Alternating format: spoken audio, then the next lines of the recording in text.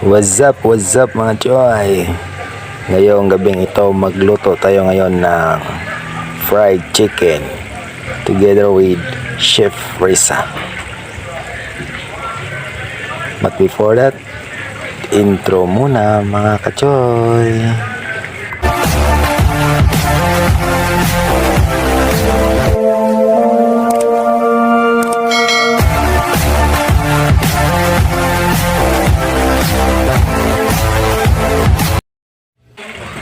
Mga kachoy, simple lang ang recipe ng pagluto ng fried chicken. Una, syempre, may chicken, edible, crispy fry, at mga pansahog o lamas in Bisaya.